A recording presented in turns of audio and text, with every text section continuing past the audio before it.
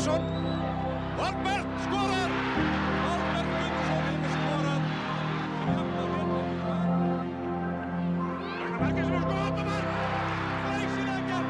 Óskar Rafn á móti Bjarna. Og Bjarni með góða sendingu fyrir og það aftur Ingolfsson!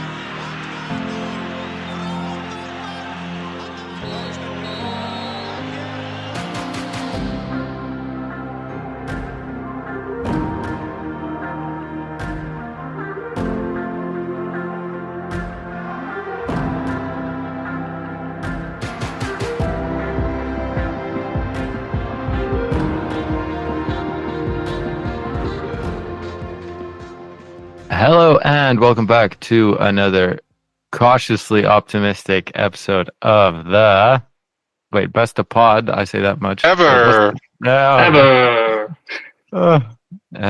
I say cautiously optimistic because why don't we dive right in? Sorry. I'm Ragnar. I'm joined as always by Tryggvi and Jamie. There we go. That's what I'm talking about. Now we can dive right in. Nobody cares about the top half of the table anymore. By nobody, I mean the three of us. Yeah, the bottom's where it's at. The bottom is where it's at. The bottom's always been where it's at. We like a scrap in the mud. We don't care about some ivory towers. That's not what this is about. This is real. Vikingur, yeah, you won. We get it. We got it. Actually, that's rattle off what happened at the top because whatever. Vikingur beat Breiðablik 2-1 to kind of just sort of drive the knife in further, one might say, to seal the deal completely. Valur FH drew 4-4 and Framstjarnan just on Monday in the late game drew 1-1. So not a lot of points going on up there. It's not interesting. Nobody cares, like we said. We'll talk about it later. What we're going to talk about is the bottom half. What did we say last week had to happen? We said that IA to remain in the relegation fight, they needed to lose. And lose they did. Spectacularly so. 5-1 to Kawa in Akureyri. But I saw somewhere that IA said we're safe, which I don't fully understand because are they? They are now. The late equaliser from Vestri, which I'm sure we'll get on to, saved them officially. Oh yeah, because of how because we're playing each other, and that makes sense. Yes. Yeah, it's a whole thing. So they are safe, but sort of not by their own making. Yeah. Anything we want to say about that game? That sort of game that became inconsequential due to the late equaliser? Inconsequential, but some great goals. They put on a show still.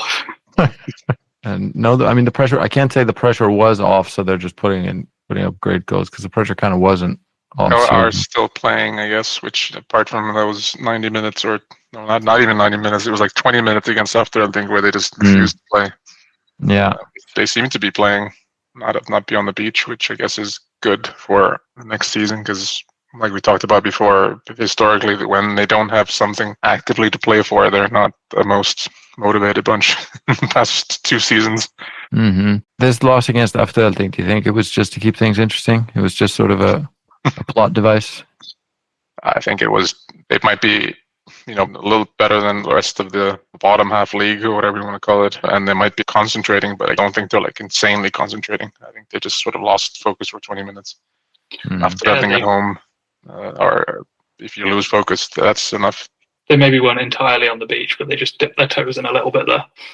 Yeah. All right.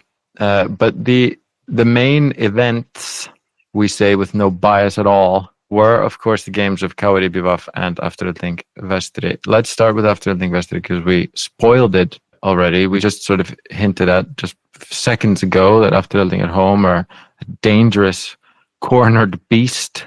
One that Vestri almost fell prey to. This is how I'm going to be speaking this episode. Yeah, it sort of had the typical feel of a cagey. No one wanted to lose the game from the start, really. And, a real sucker punch for Afturelding at the end. And a great I say with absolutely zero bias at all, a great boost for Vestri going into what is now a final next week to claw an equaliser that late. Yeah, crucial. And relegating Afturelding in the process. They are, much like EI is safe, Afturelding are not. They're the opposite of safe. They're doomed. Well, not entirely. There's a very specific set of circumstances that will save them. I guess, yeah. I mean, you know what? That might play out. It's not too far beyond the realms of possibility. I mean, what they need a draw in Isafjorda between Vestri and KR, and they need to beat EA in Akranes. So it's possible. Yeah, but they don't win away. So but Akranes could well be on the beach now. That's true. Fair. But I guess, yeah, we can discuss the results of the Cody Buaf game. 2-1 there. And now we've discussed all of it. So now it wouldn't make sense to you, dear listener, why it's a final. So we go into the final game with Vestri on 29 points, KR on 28 points, and Afturelding on 27 points, with Vestri playing KR and Afturelding playing IA. Those are the only games that matter in the final round, one might say. Absolutely a final in Isafjorda.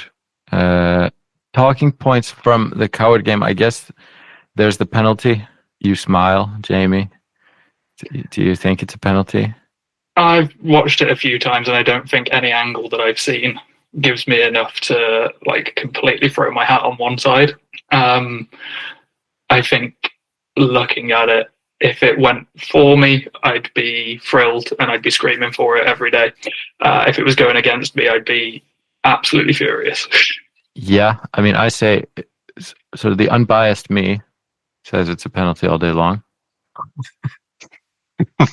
He has his, as he claims, the goalkeeper, he has his arms straight, sort of elbows locked up against him, sort of on his neck-ish, and then he gives a nice little push, an active push to the neckle region, and sort of spectacularly, he goes down, and it's wonderful. But there is, I mean, he's looking to go down, absolutely.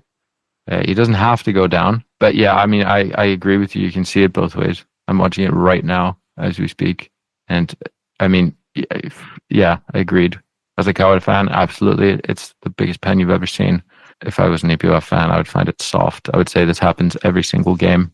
Yeah, I think it's the fact that he has his hands on his face, or sort of facial region, or neckle region, or whatever you said.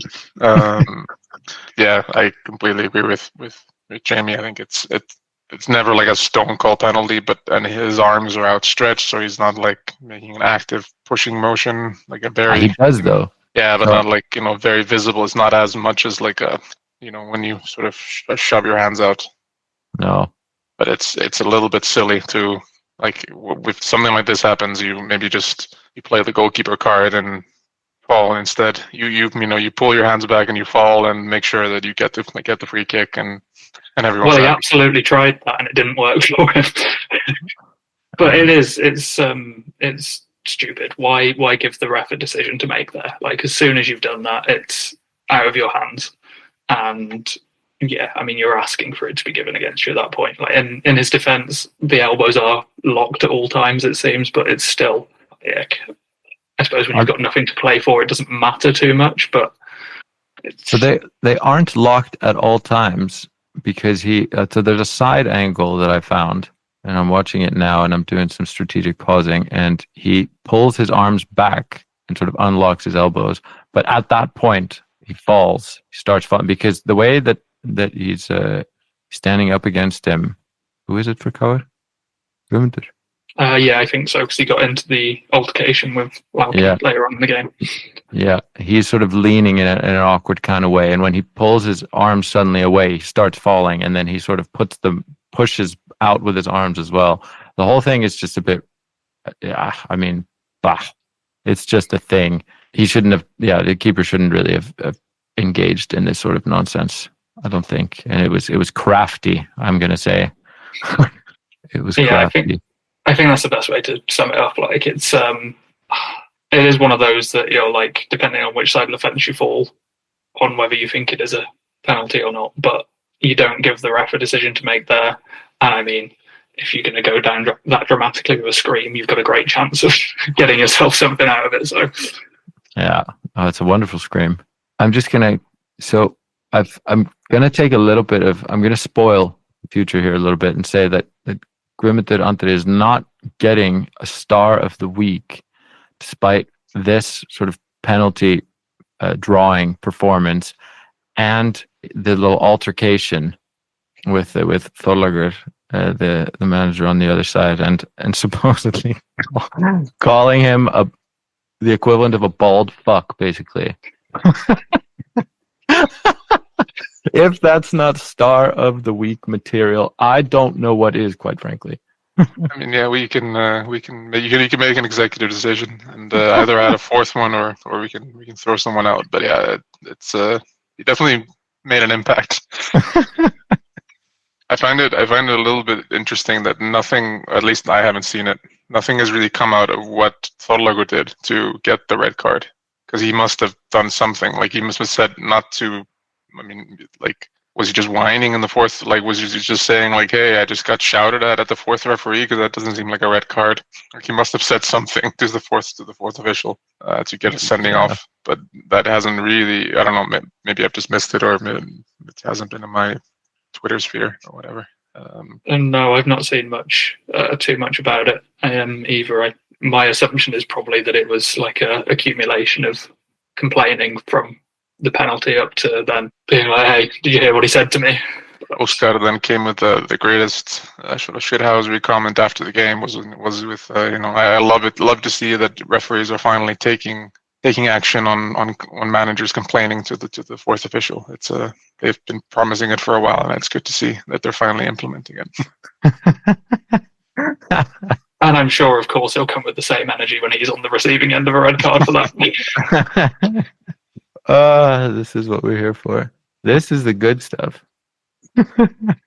So what this sets up, like you said, a final next week, and in Ísafjörður, I went to one KR game in Ísafjörður this year. I guess I picked the wrong one, but I couldn't have known it would be so dramatic. But if I could, I would go on Saturday, absolutely, if I could. But what do we think? I'm going to avoid making a prediction due to cursing Stjarnan so heavily, so I'm staying well out of this. Okay. Yeah, I mean, it's going to be most likely. It's going to snow. It's going to be really terrible weather. I mean, we had this. Was it this season or was it last season when we had just like an insane game in the snow of like wasn't it like the last game of last season or something like that, when it was just snow-covered pitch, and I have no idea who it was against. It was Vestri Fylke. It was the last game of the split last season. Yeah. Where they beat them like 7-0 or something? No, so it was Vestri 1-0 up at half-time, and the snowstorm hit, and they couldn't see the lines for the second half. Oh, yeah, then nothing happened. The exact opposite. Nothing happened. Fylke won 3-1 in the end, but that's because Vestri found out that Haukar would like 6-0 down at half-time. Okay, so I had it wrong twice, but yeah, I remember there was. So my first instinct was correct that something crazy happened. That but yeah. So Fylke just hit one last hurrah before going down. But it was a pretty dreadful game up until then, right? Mm-hmm. I mean, moving into the present? I mean, Vestri, all they need is a draw. Do you expect them to try to sit back and absorb and just play for a draw and a potential win, or do you expect them to go balls to the proverbial snow-covered wall? It's very hard to put my finger on that with the like sort of very recent changes to setup and how the games are approached. From my biased fans' perspective, I would love to sort of go out strong and start for the first 10, 15, 20 minutes and really go at KR. Hopefully nick an early goal and then just invite them on, because we all know and have talked about in depth how once they start coming on to you, there's acres of space to run into and hit them on the counter. And then if you do end up conceding because they do have the quality to break you down like that, then you're still on for the draw. That would probably be enough without wanting to write off Afturelding getting a win in Akranes. But yeah, I can just see it being a very cagey 0-0, and sort of I was speaking to people at the Afturelding Vestri game last week, and at halftime we were sort of saying this has cagey 0-0, someone making a mistake to get the first goal written all over, and I kind of see the same thing happening. I hope not. Yeah. I mean, there was statistics because Oscar has not done well against Vestri. He's met them twice in Ísafjörður, losing one and then getting a draw. But apparently, he's won every single game where he's faced Jón Þór, the manager. I mean, with different teams, obviously, never with Vestri, but he's beaten him 4 times in the league, once in the cup, and then once in the League Cup, which has no relevance. I mean, one of those games was the 5 or 6-0 against IA earlier in the season. I don't think Vestri are going to set up like IA that did that game. But yeah, there's a bit of a mixed bag in terms of the stats. But I would sort of tend to agree that I think it's going to be very cagey. I think it's going to be extremely dependent on who gets the first goal. Like, if Vestri get the first goal, it's just going to be like they might be dreadful. Yeah. You might just see them just like piling snow in front of the goal at halftime or something. Yeah. If the thing is, if Coed are down and chasing, they're just gonna be so exposed at the back. It'll be crazy. Like, it's I shudder at the thought. Yeah, at least Eiður is back and scored an insanely good header in the weekend against IBF. Yeah, a good little loopy boy. Yeah, so that's I guess that's the only hope in that situation, that he is a solution to actually head some balls in. But yeah, it's gonna be one tough. last hurrah for Coed. It's just score more than them. Can do attitude. Good. I mean, if we have to go down, I'd love to go. I'd rather go down like losing 5-4 than 0-0 and then something like that. Yeah. I would have loved a reality where Vestri and Coed can both stay up. That was my plan for this season. And Vestri certainly didn't start the season looking like they were going to go down. But yeah, here we are. I guess we'll see. I'm going to be dreading this for the next few days. And then absolutely gnawing my fucking nails off while it's happening, and then we'll see how it ends up. It'll be great. It'll be a fun time. Stay tuned. I'm quite grateful it's going to be snowy, because at least I'll have gloves on so I can't get to my nails. Are you going to be there in the flesh? Yeah, providing that the weather doesn't stop me getting up there. But it very well might. Fair enough. We do have a couple of things to talk about from the upper echelons. I know that we sort of threw it away at the start. I guess there's the Valur drama, the dramedy, that sort of went down. There's the sort of speculative drama of managerial switch, and then there's the real drama of Sigurður.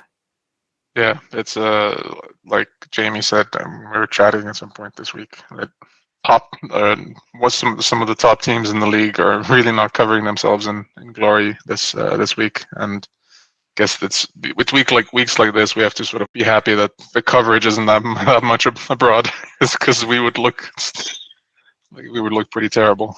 I mean, this whole thing with Valur just seems very, very strange. Sigurður has been there. I mean, he's one of their key guys. He's been there for forever, and apparently. I guess we have to say apparently. I don't know if we have to say apparently. We're not in the UK, but there's like a Facebook Messenger message from Valur to Sigurður saying, yeah, I don't know. I'll try to translate this in the way that it was written. But like, hey, we're not gonna renegotiate. We'll do a post on Facebook and talk well about you. See you on Sunday. He's been there for like 13 years, right? At least, yeah. It's incredible. Absolutely incredible.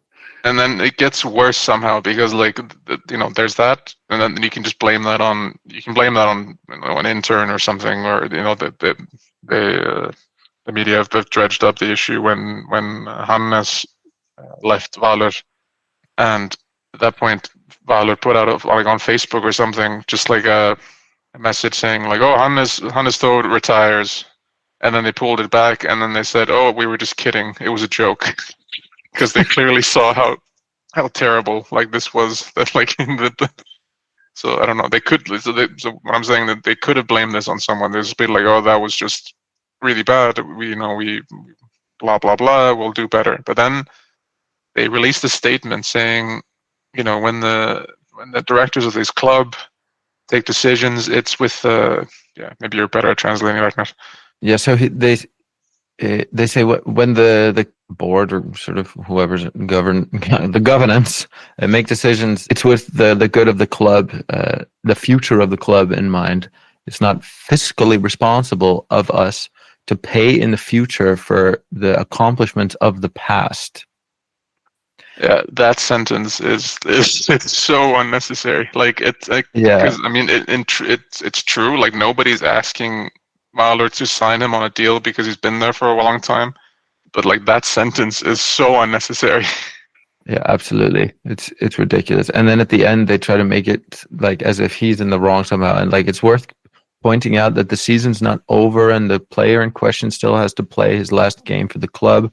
Also, the like final celebration, whatever, of the end of the season is the venue where we honor players for the like job well done for the club, as if like he shouldn't have said this. It's not time. We were gonna tell him at a party that we're not gonna, or something like, I don't know, or that we're gonna make this public together at a party the way we wanted to make it public.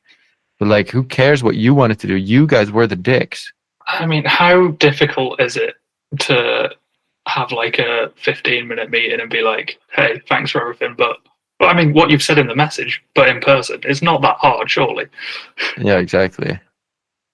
It's Yeah, and then there's the whole thing with like linking to the manager issue, that there is a report, and that's not substantiated. This is just something that some people in the media have heard, that Tuva apparently went to Valur and said, "Hey, I want to keep Sigurður at the club for next season," and they said that's not a decision for you to make.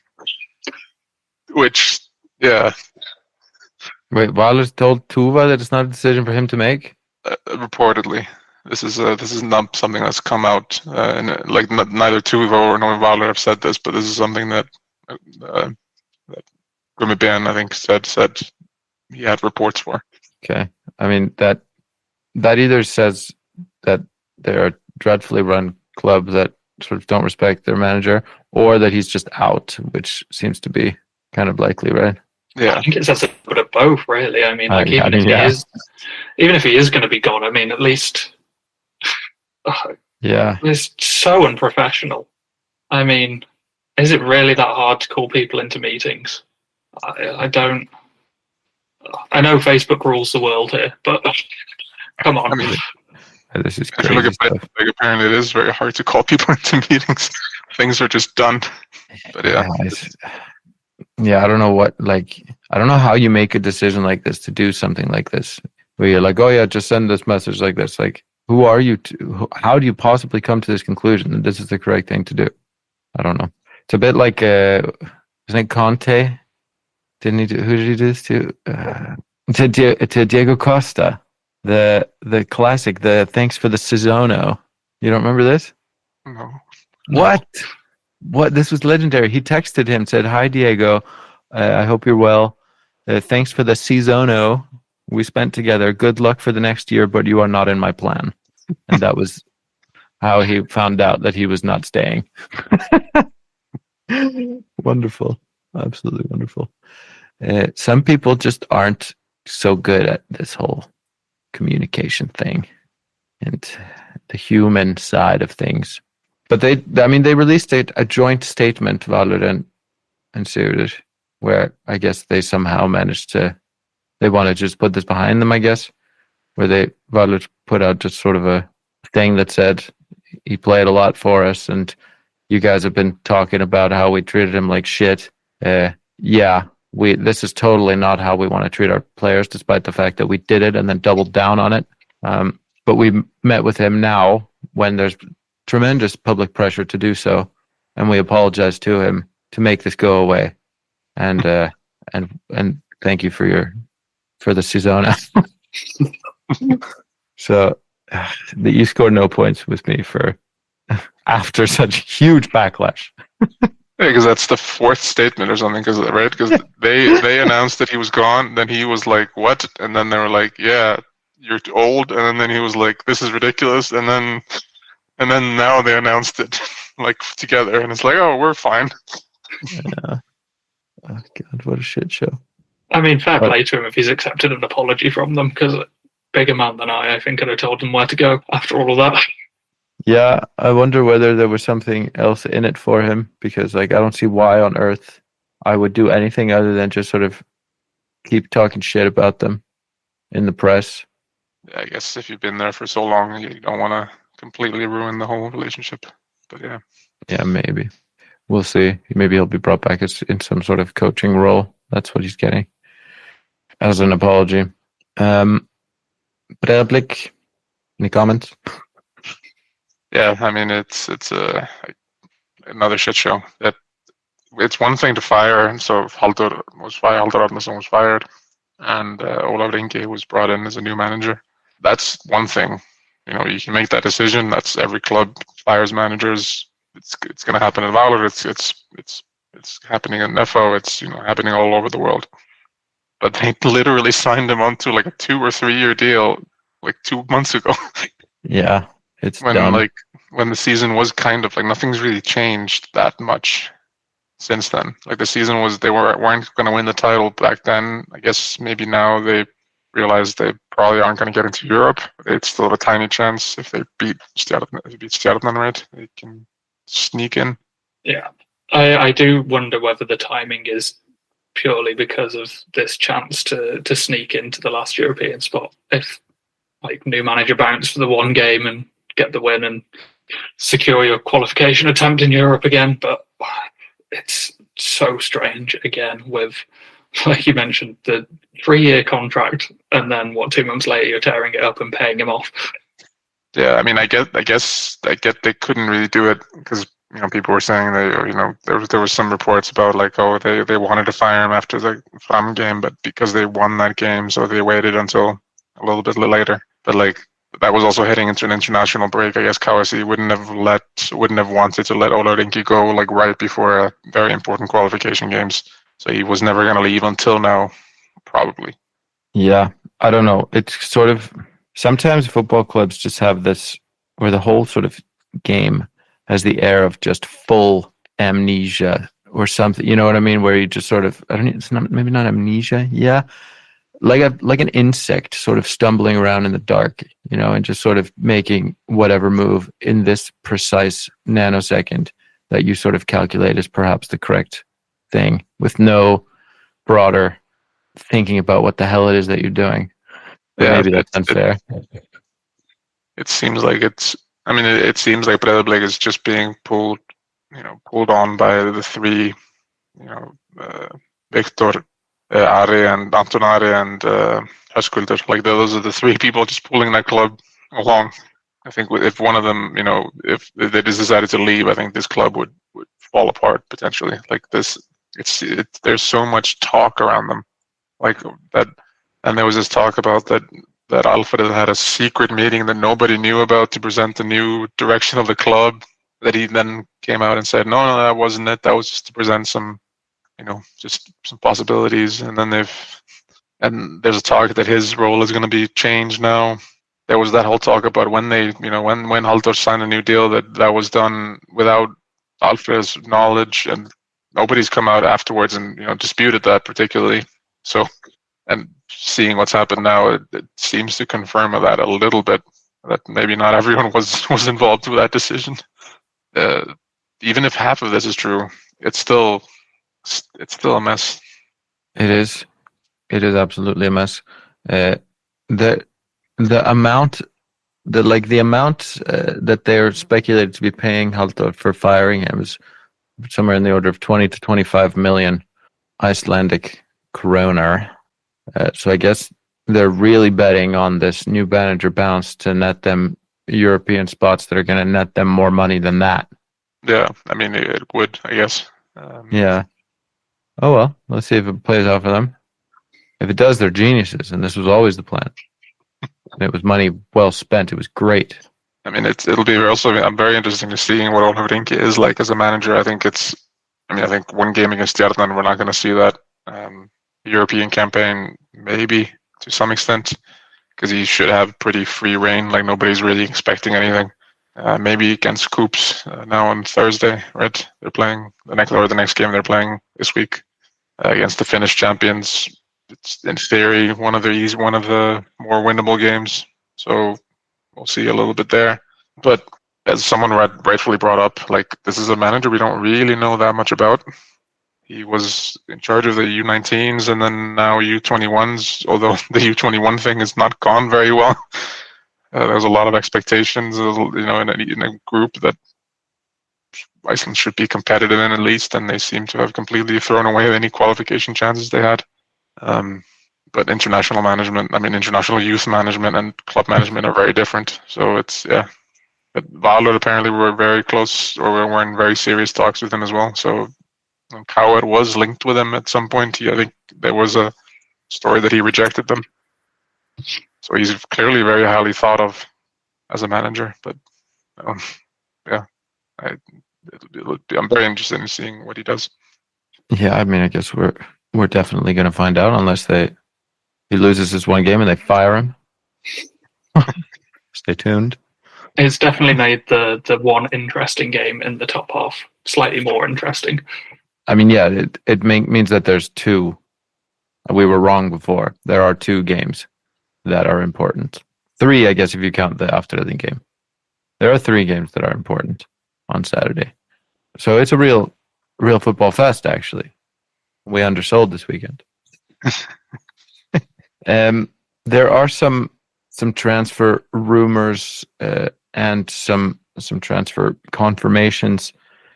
Despite the fact that the season's not quite over, do we want to go over these things now, or? Yeah, we can go quickly. But I think the biggest one probably, and I guess has been sort of talked about for a while, is that Marcelo Rema is leaving KR at the end of the season. He's going back to Denmark. There's talk that Tobias Thompson might also be doing the same thing, going back to Denmark. It's not yet confirmed, but he spoke to a Danish media outlet saying that he wants to. So I guess that's going to happen.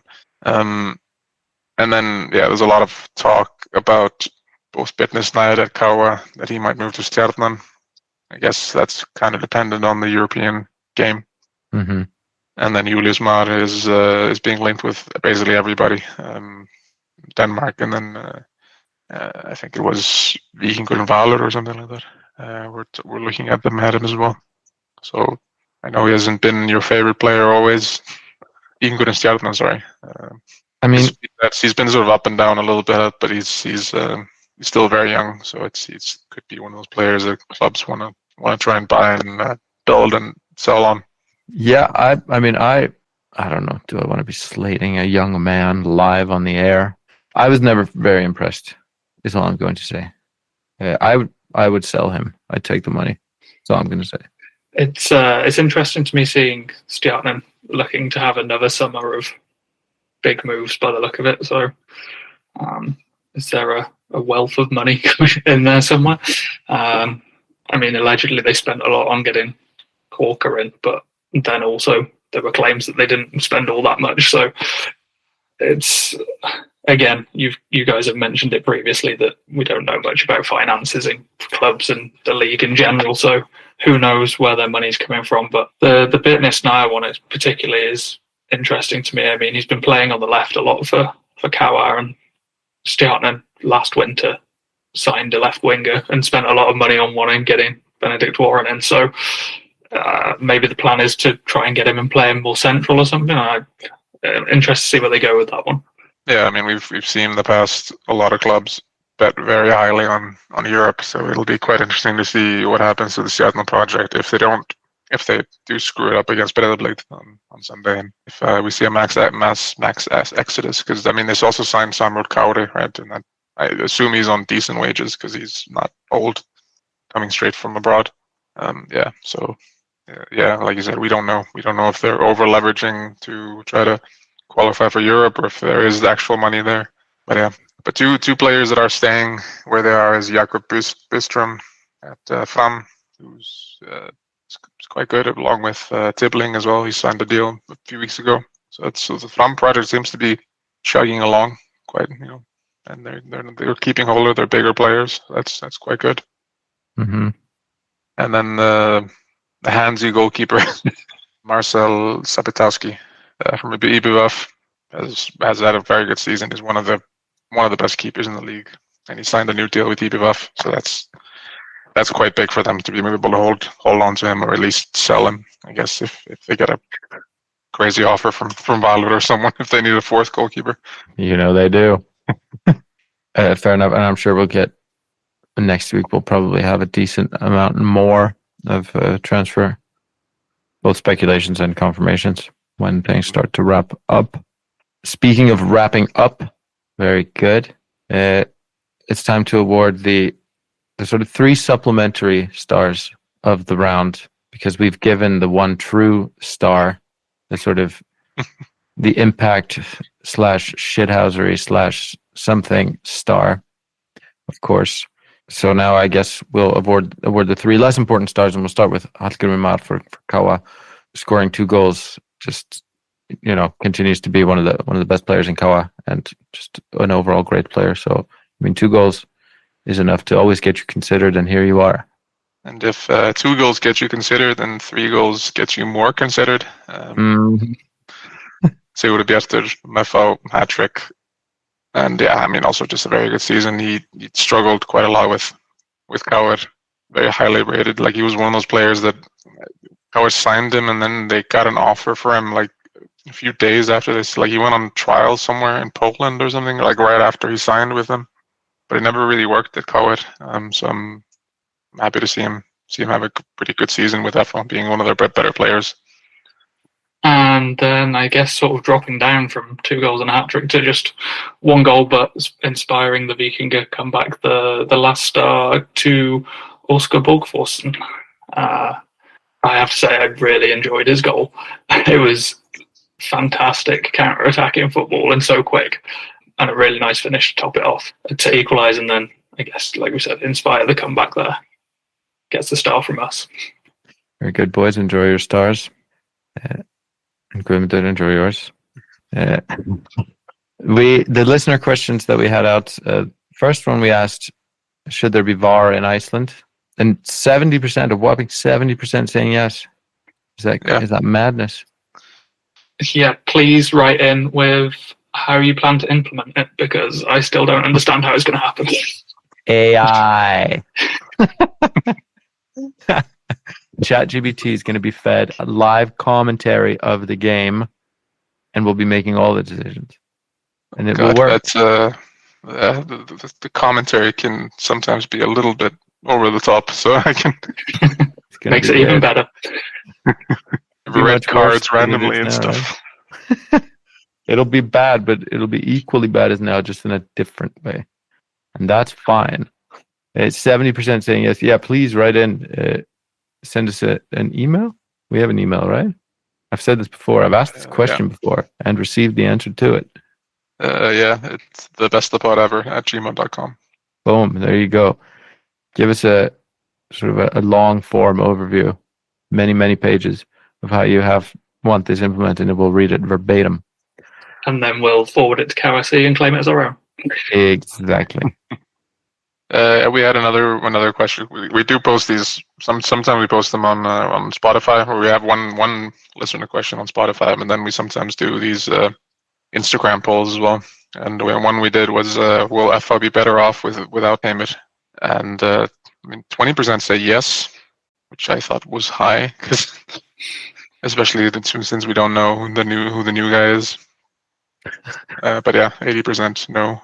I think it says quite a lot about the confidence in this proposed project. Weren't we supposed to be having that announced by FHO this week, that they'd already signed with someone and were putting out? Well, they said October, so that's a nice and broad term, I think. So stay tuned. We might not know by next episode, but we might not.